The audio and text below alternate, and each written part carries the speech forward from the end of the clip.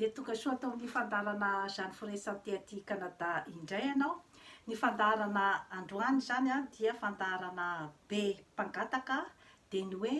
ahoana ny fangalana ny fofona eo amin'ny fivaviana.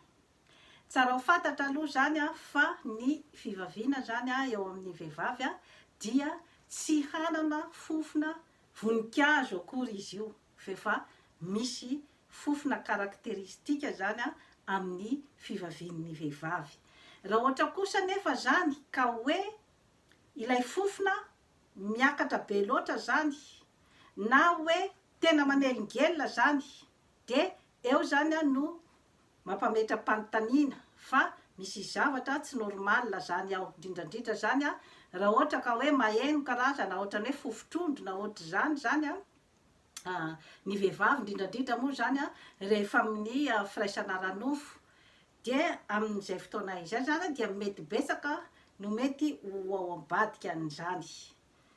Mety zany a misy ny ataontsika hoe vaginose, zany hoe miakatrakatra be zany a ny pH ao amin'ny vagin zany, zany hoe manjary alcalin zany a ny pH ao amin'ny vagin, nefa normalement zany a tokony misy équilibre zany a izay hoe mitazona ny microbe izay tsy hirongatra zany ao amin'ny vagin, dia misy zany a ny hoe midikidina bebe kokoa zany ilay germe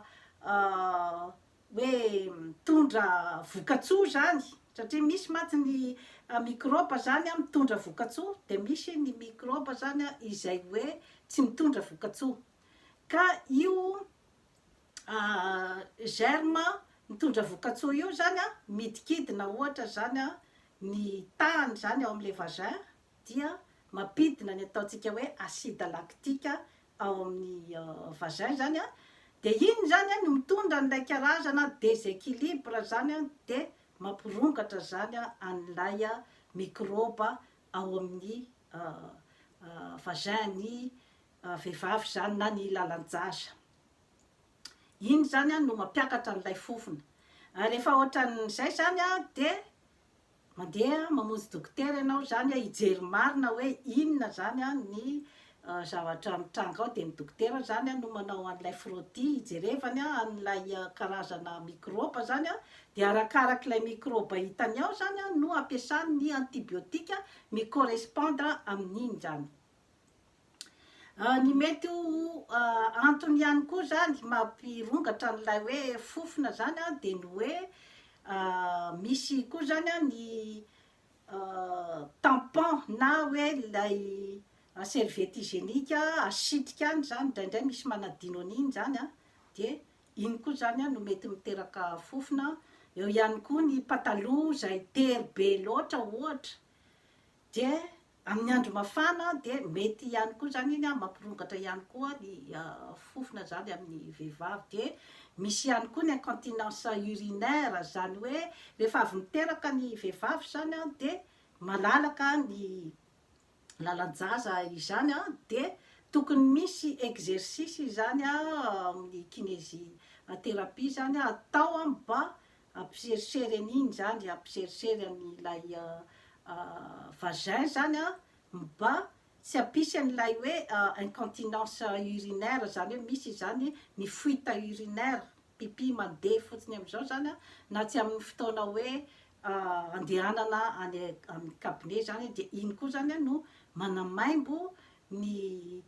fivaviana zany. Dia misy ihany koa ny hoe rehefa tonga zany ny fadim-bolana dia iny ihany koa zany a mitondra an'ilay fofona izay tsy mahazatra zany a amin'ny vehivavy. Dia misy ny mycose, ny champignon zany a, iny moa aloha zany ny champignon normalement zany a ilay perte fotsifotsy a, iny zany aloha normalement tsy misy fofona, fa raha ohatra zany ka misy fofona izy zany a dia ny dikan'izay a dia misy zavatra tsy milamina ao zany a, ary ny champignon koa zany a dia mangidihidy zany. Raha ohatra zany ka misy ny perte maitso na mavomavo zany mivoaka ny fivaviana de tsaratsara zany a manatona dokotera. Eo ihany koa zany a ny cancer du col, izay hoe ny fahafantarana azy zany a de rohatra hoe mandeha rà zany le olona ivelan'ny règle de mandeha rà koa zany izy a, ohatra hoe efa mijanona ny efa tonga ny ménopause zany a de mbola mandeha ihany zany ny rà, na hoe rehefa misy ny firaisana ara-nofo a de raha ohatra ka mandeha rà zany a de eo zany a tsaratsara kokoa zany a manatona dokotera anaovana ny frottis cervico-vaginal izany. De ny fahafantarana moa zany a ny fofona avy amin'ny cancer du col zany a de misy fofona ohatran'ireny hoe vy zany, odeur métallique moa zany a ny fitenenana azy a amin'ny terme scientifique izany. De tokony à partir ny 25 ans zany ny vehivavy a de tokony manao an'izay hoe frottis cervico-vaginal zay zany a isaky ny 2 ans eo zany a no anaovana azy a ao anatin'ny fitandrovana daholo zany zay zavatra rehetrarehetra izay. De misy ihany koa zany a le olona ohatra hoe manao protège slip zany a de tokony hosoloina isaky ny 4 heures le protège slip, fa raha ohatra hoe protège slip iny zany anatin'ny 24 heures zany iny zany no traînenao a de iny koa zany a no mahatonga an'ilay fofona zany. Inona zany a ny prévention manoloana an'izay zavatra rehetrarehetra izay de tsaratsara kokoa zany a ny hoe manao slip en coton zany, fa ilay slip nylon reny zany a tsy de tsara loatra ny hoe mitondra an'ireny, fa ohatra hoe zany hoe temporairement fotsiny zany no hoe anaovanao an'ireny zany a raha ohatra hoe zany a mba misy fotoana zany hoe tianao anaovana an'le izy zany a tsy amin'ny hoe fotoana tsy maharitra zany. De rehefa manao zany a ny fanasana ny fivavina zany a de tsaratsara kokoa zany a avy aty aloha makany aoriana zany a ny anasanao azy, satria raha vao avy any aoriana zany no tananao de alefanao aty aloha rehefa avy eo a de mety mitondra zany a ny loto avy any amin'ny faritra ny vody avy aty afara zany, ka le tay zany a no misy an'ilay microbe atao hoe escherichia coli de iny zany a no mety mandeha any amin'ny fivavina zany a dia miteraka ihany koa zany a ny ataontsika hoe infection urinaire sy ny hoe microbe izay miditra ao amin'ny fivavina izany. De rehefa misasa zany a tsaratsara kokoa zany ohatra hoe savon de Marseille ohatr'izay zany no isasana fa tsy le savon hoe feno produit chimique be loatra ireny zany, de ny tena hoe afaka frottenao bebe kokoa zany a miaraka amina ataontsika hoe shampoing na ohatrohatr'izay zany a dia aty amin'ny partie avy any aoriana zany iny zany a no sasana bebe kokoa zany. De rehefa isaky ny avy mipipi zany a de tsaratsara ny hoe mifafa kely zany a avy any aloha makany aoriana zany, asianao rano kely zany amin'ny robinet ohatra ilay le papier hygiénique izay fafanao ohatra de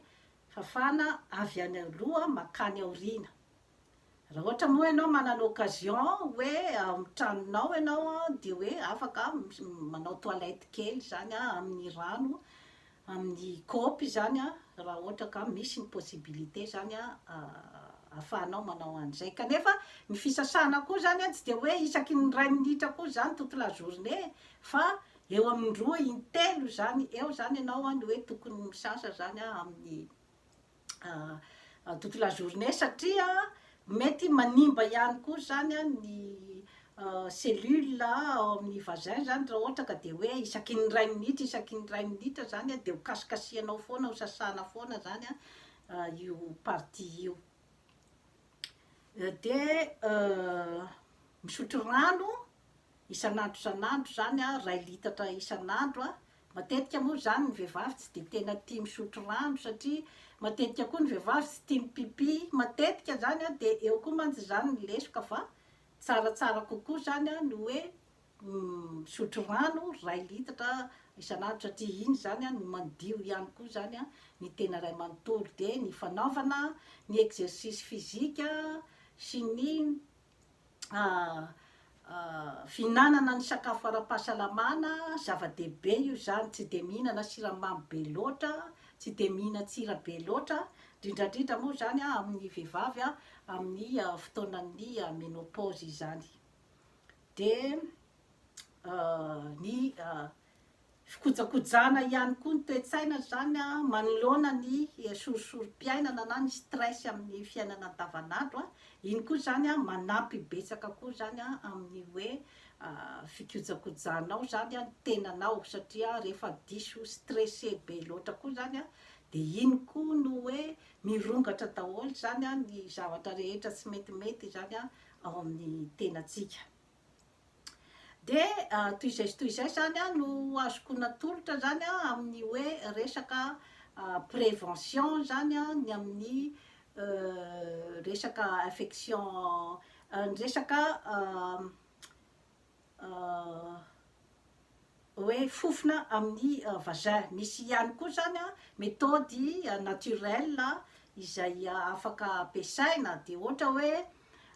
vinaigre de cidre zany a, 2 tasses de vinaigre de cidre atao ao anatin'ny baignoire zany, ho an'izay manana baignoire,